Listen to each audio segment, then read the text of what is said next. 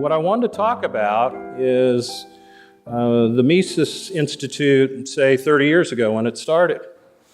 Now, I wasn't there, wasn't part of the Mises Institute, but I just wanted to talk about the idea that if someone were made aware of Austrian economics 30 years ago, if by chance they came into contact with the Austrian school, wanted to learn more, and they wanted to find the Mises Institute, what did they have to do? What would they have to do if they were interested?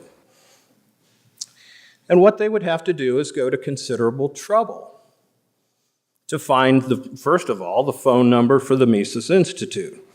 And once they had found the phone number of the Mises Institute, they had to make a call. And they'd have to have a conversation, and they would call somebody at the staff of the Institute and say, boy, I've heard about this Rothbard guy, I've heard about Mises, do you have any materials? And we'd say, and the Mises Institute's staff person would say, yeah, we have it available, it's for free. And the person would then give the staff person at the Mises Institute their address, their postal address. The staff then at the Institute would make copies. Remember old mimeograph copies, you know, that purple stuff, smelled real bad, came in a drum kind of thing. Then eventually they upgrade to copying, but eventually the Institute would make copies of this stuff. Then they'd go to find an envelope, and then they'd go find stamps, or they'd go to the postal meter, and they'd put the information in the envelope, and they'd seal it, and they'd put a stamp on it. So here would be the ideas of Rothbard and Mises, Hazlitt, printed on the page. It's wrapped up at considerable time and expense. We have a person waiting anxiously. They want to know about freedom. They want to know about free market economics. And it sits and it waits and it waits until a friendly worker dressed in blue, driving a nice white truck from the United States Postal Service, drives up to pick up that package. And then the Postal Service would take the information so desperately desired by our person who's interested, who would work very hard to find the Mises Institute, and they would run it through their shipping process, handled by dozens of U.S. dedicated, no doubt, USPS employees at different points along the way. Finally, at the end of the journey, a smiling, happy mail carrier would drop off the information at the appointed destination. Time? How long did that take? Well, it took days. Maybe weeks in some cases. From the time the person got interested in the Mises Institute, they found out about Austrian economics, to the time they get the information. Paper and ink and people and the post office. There's only so much time in the day. And the books, you couldn't find them. I mean, you absolutely couldn't find the books. And, you know, they gathered dust in libraries, if the libraries had them at all. In fact, I studied under Murray Rothbard, and I read one of his books in the UNLV library, and it was called The Mystery of Banking. And I read it, and working in the banking industry, this is the clearest explanation of fractionalized banking I'd ever read. I mean, I couldn't believe it. So I had to have a copy of this book. And I couldn't get it. Nobody had it. It was out of print. So then one Saturday, I went to the UNLV library. I bought a couple rolls of dimes, and I plugged dimes into the printer, put a page down, put a page down. It took what seemed like hours to create my own copy of The Mystery of Banking. I never saw Austrian books in the bookstore. Occasionally in a used bookstore, I bought every copy of Human Action that I could find. And when book searches became easy on the internet, I actually found a couple copies of The Mystery of Banking, and I paid several $100s for each copy that I bought. I was that goofy for the book. Well, then everything changed. 1995. Enter the internet browser, and scalability comes to moving the Mises message. 1999, just as an example, the Institute published Human Action for $65. The cloth edition today sells for $20. We have a pocket paperback of it for $10. We have it online for free. In 1996, Man, Economy, and State was $24.95 in paperback. And then in 2004, we combined Man, Economy, and State with Power and Market into a one-volume hardback. We charged $50. Now, up until recently, we charged $32. We've run out of them. When we get them reprinted, we're going to charge $25. And we're going to do a pocket edition and probably charge $14. By the way, that book is online for free. This book, Mystery of Banking, the Institute published it. You can buy it many places, certainly on our website. We sell it for $18. Online, it is free. 2000, Rothbard's History of Economic Thought, 2 volumes. Edward Elger wanted $199 for this book. $199 for the History of Economic Thought. Today, the Institute bought those rights out. We want $47, but it's online for free. Elger wanted $125 for Rothbard's 2 volumes of The Logic of Action. We just printed a book called Economic Controversies. Includes all those essays except one, plus many other essays by Rothbard. We're charging $18 for the paper and ink online. You get the idea, it's free. Of course, we have Kindle versions, we have audio, you can pay for disc, you can listen online for free. It's all about scale. Successful products and services must scale. And now in the digital world, ideas have truly been set free. You can have Rothbard and Mises ideas for nothing. We charge for the paper and ink. That's all we charge for.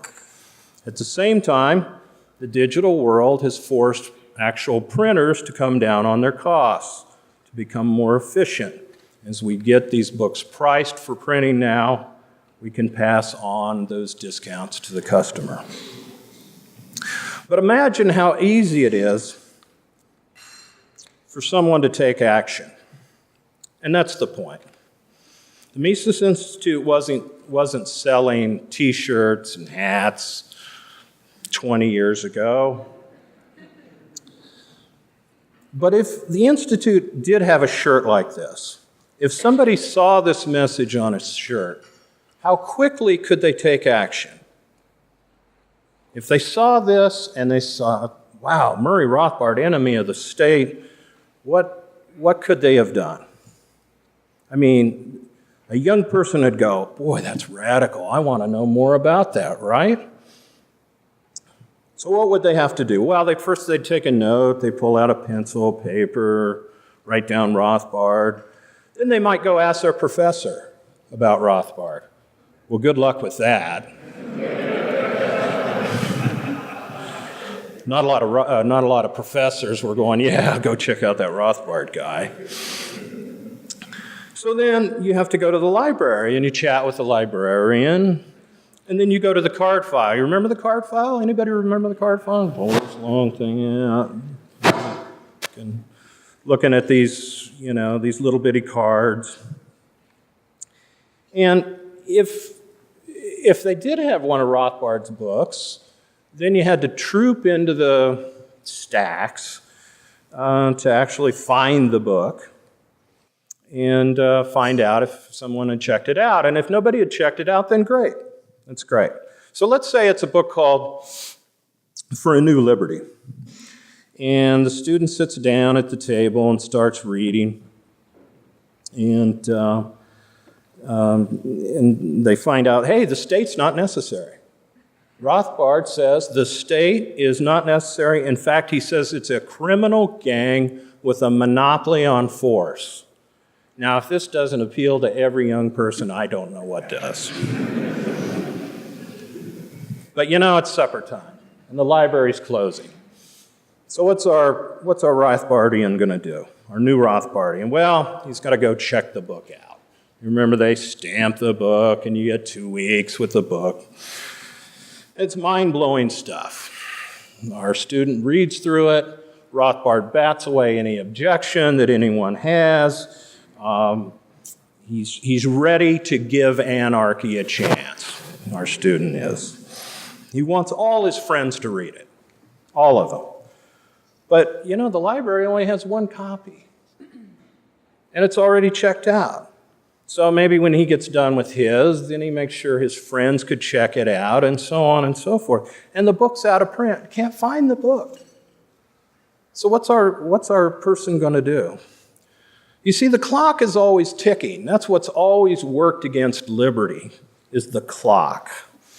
It's been time and space and the physical presence of books. And that's what, you just couldn't pass books around fast enough. Everybody's got stories about this. Ideas and good and bad are free and plentiful. What is scarce is time. So our new Rothbardian remains lonely. Time, space, library rules, IP laws keep him from being able to shout from the mountaintop, we can get rid of government. And he's ready to do it, but he's this lone wolf, lone voice in the woods. Well, that was 20 years ago. Maybe it was 10 years ago. Now what happens? Some might call this my favorite slide. Someone walks out of here with a Rothbard t-shirt. We sell them. Please buy a Rothbard t-shirt. Please buy a Mises.org hat. Mainly because my staff have told me that we won't sell any of this stuff today. And I said, if I can't sell t-shirts today with this slide, I'll never sell them. Thank you, sir, for buying that shirt. Yes. All right. That is a start. So we've got Jack Ash, who's one of our big fans. He's wearing Rothbard, Enemy of the State. This is some kind of frat party somewhere in Alabama. And this is Pacey. She's also in the band. And methinks Pacey can send a lot of people to Mises.org. It's just my thought. Okay? So we see people now, and they see Jack Ash or they see Pacey, and they say, wow, I want to check this Rothbard guy out. So what do? Well, you pull out your Droid, right, or your iPhone. One of these things in your pocket, and you type in Rothbard. You go to Google, and you type in Rothbard. And what comes up? You get a Wikipedia entry. And that's what you get with Murray Rothbard now when you click in Google Wikipedia. There's over 500,000 entries now. I did this earlier in the week. There'd be more than that now. And they'd read about they'd read the Wikipedia entry or something else, and they go, wow, radical guy. Austrian School of Economics, free markets, self-ownership, non-interventionism. There's this biography, and there's a book called For a New Liberty. explains a anarchist society. So they click, and down at the bottom of the page, you click around, external links, the PDF edition, you'll find yourself at the Mises website, and you have some choices. You can go to the store and buy the book, you can get the PDF file, so on and so forth. But we've got a starving student here. So the starving student opts for free, right? And there he is. How long did this take? They've got it on their iPhone, their Droid, their iPod, something, or some other device that I have no idea about, and they have this in seconds. In seconds. Whereas 20 years ago, it was days before our budding anarchist could have the information. And that's the power of ideas. We've got the ideas, now we have the platform to make those ideas work. Now the reader's world's rocked, Rothbard's amazing. What's our budding anarchist to do? He wants to tell everybody about it. You remember last time, there was a book, he wanted to pass it to the next guy, have him check it out from the library. Well, no. You put it on your Facebook page. You click and put the PDF on your Facebook page and send it to your 200 or 300 friends, or 2,000 or 3,000 friends, as the case may be. You Twitter it, however you want to do it. And then 2 or 3 other people, or 20 people, or 30 people, or 100 people send it to their 200 or 300 friends. And how many people suddenly know about Murray Rothbard? And a few people along the way will notice that the Mises Institute is the publisher of For a New Liberty, and we host the book on our Mises.org site. And so we have dozens that will start visiting the site, and forwarding dailies, and searching the archives. And you remember how this started? It started with someone leaving here with a Mises or a shirt from Mises.org with Murray Rothbard on it.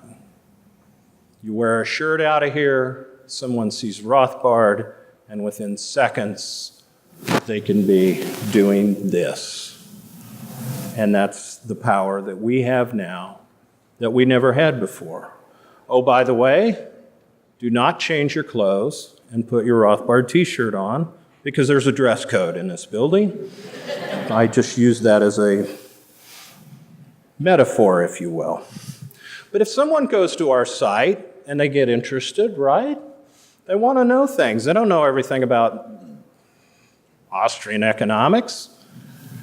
So they want to go to the Wiki. I've talked about Wikipedia before, and maybe you know about Wikipedia, the big Wikipedia. It's on the World Wide Web's encyclopedia, if you will. But who started Wikipedia? If you don't know, it was Jimmy Wales. He was a kid from Huntsville, Alabama. And he actually went to Auburn. And he was urged by Mark Thornton, who was a senior fellow at the Mises Institute, to read a book by F.A. Hayek called The Use of Knowledge in Society. And Wales has said that book and Hayek are the inspiration for Wikipedia. Mark Thornton is the godfather of Wikipedia. Now imagine what a big job it would be.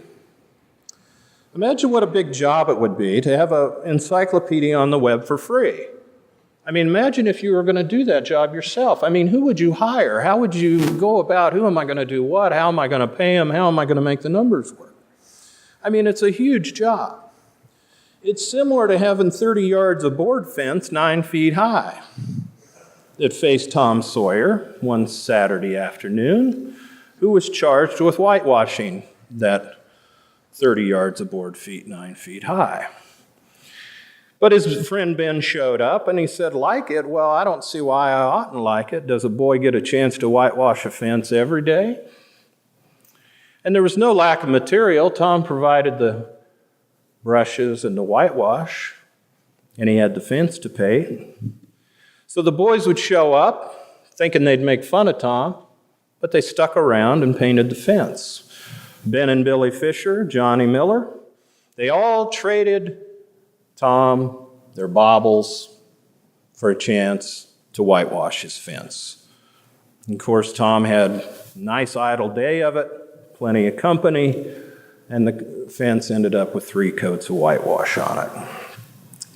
Now, in Tom Sawyer's words, he had discovered a great law of human action without knowing it. Namely, that in order to make a man or a boy covet a thing, it is only necessary to make the thing difficult to obtain.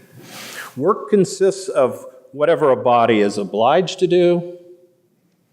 Play consists of whatever a body is not obliged to do. Or saying it another way, people do what they want to do. And people want to contribute. They want to share what they know.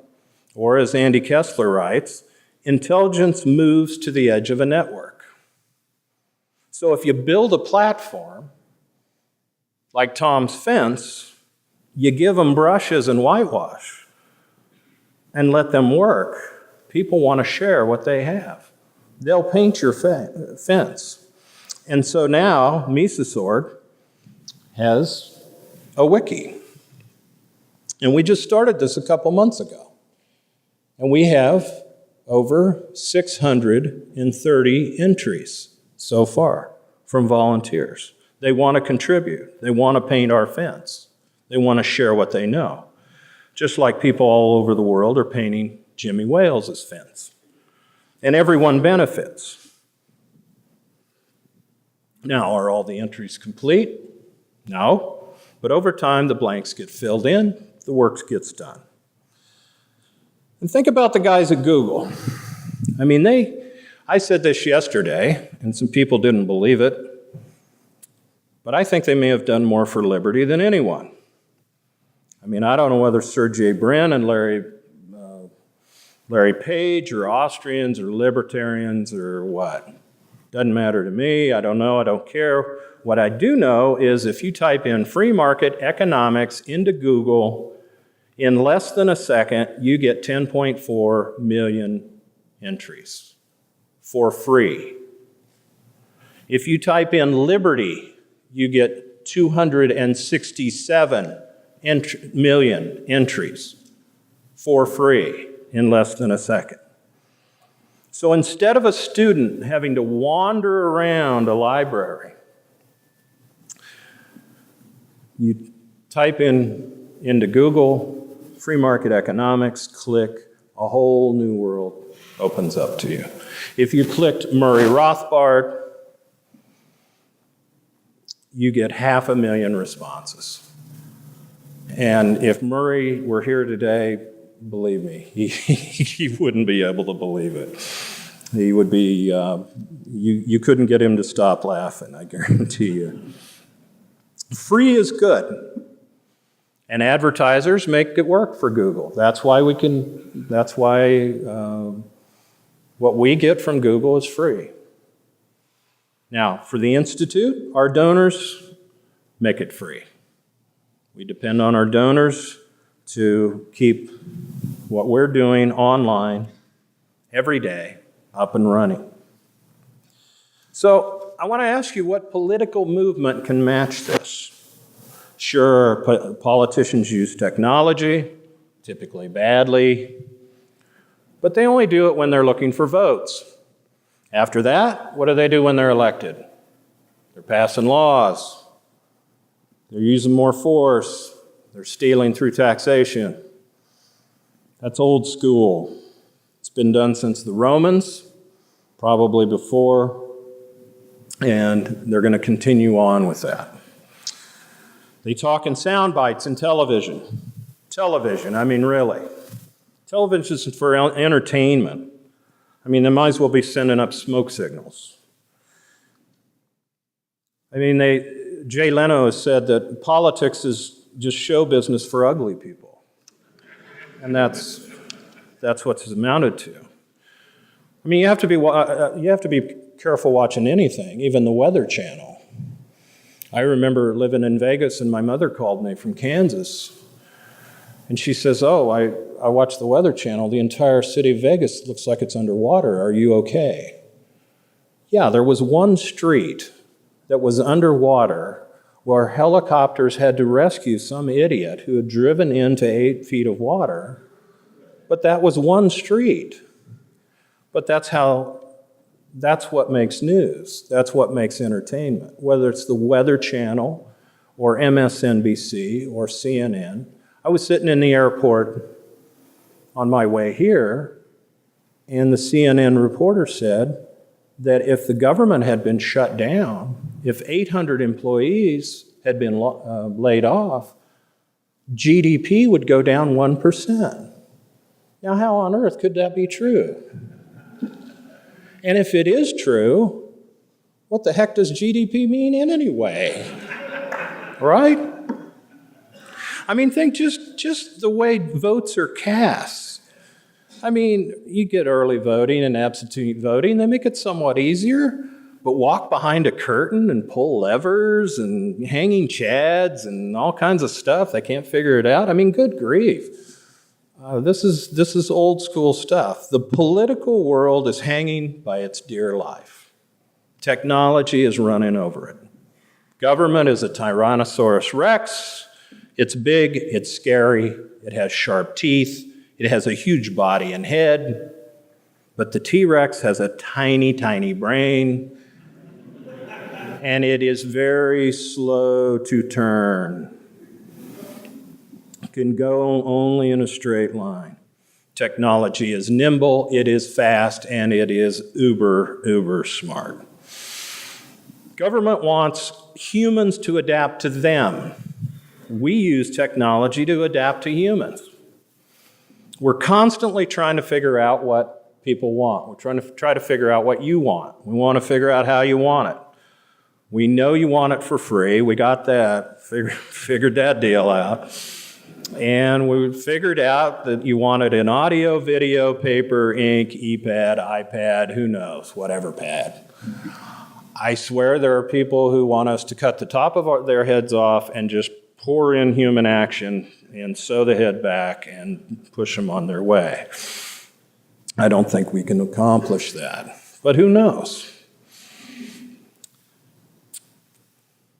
Now, no doubt a few people in the audience are thinking, well, you're up here saying all this, but government could shut Mises.org down tomorrow.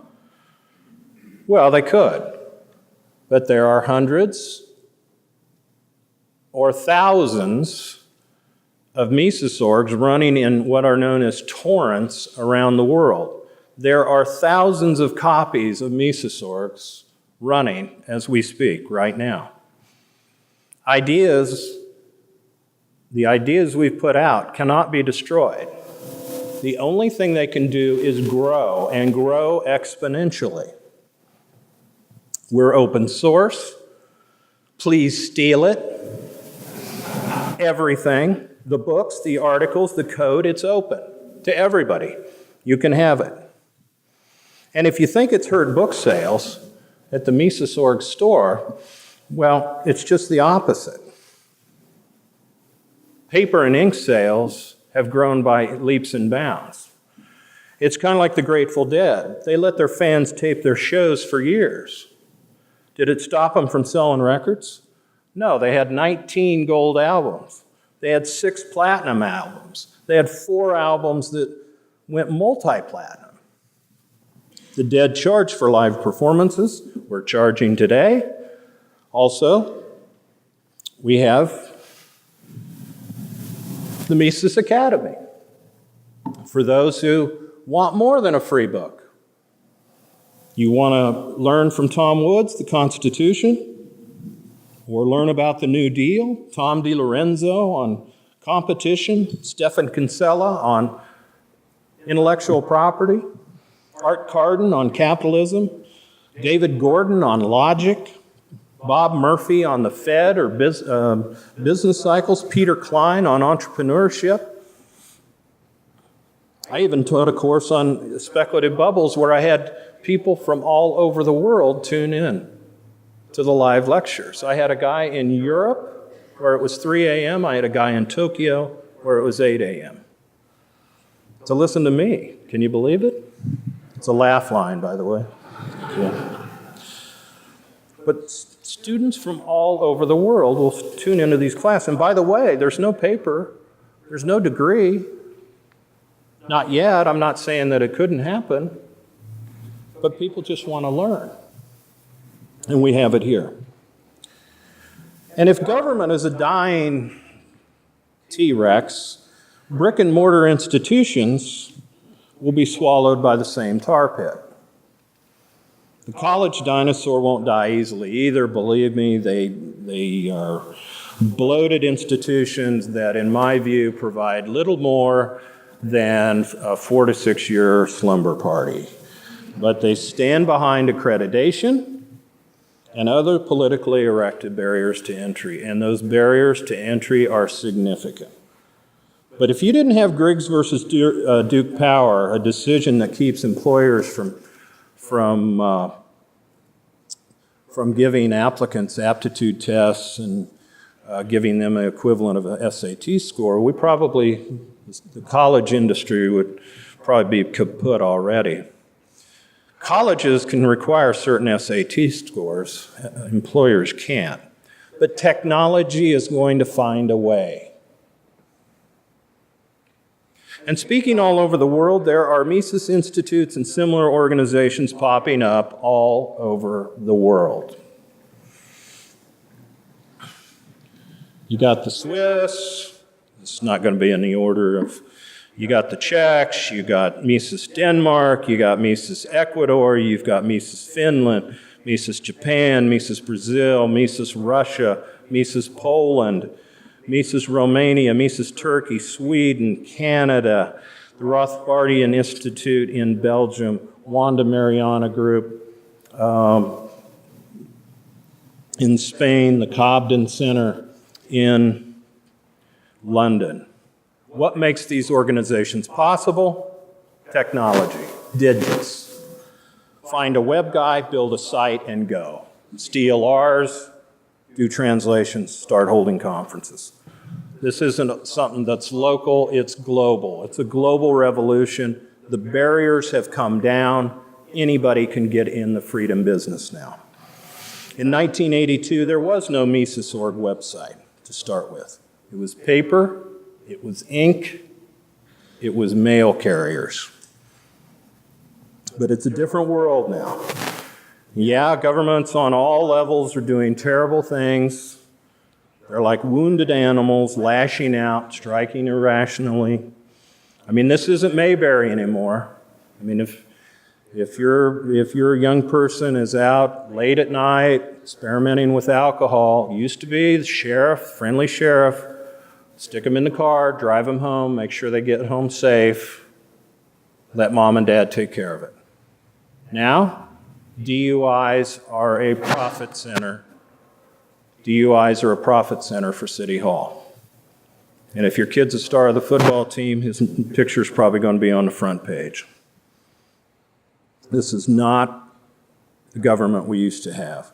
In D.C., they just passed 2 monster pieces of legislation, Obamacare and Dodd-Frank. They have no idea what the laws mean, how they will be administered, which agencies will administer them, thousands of pages of law that bureaucrats will interpret and decide how they wish to enforce.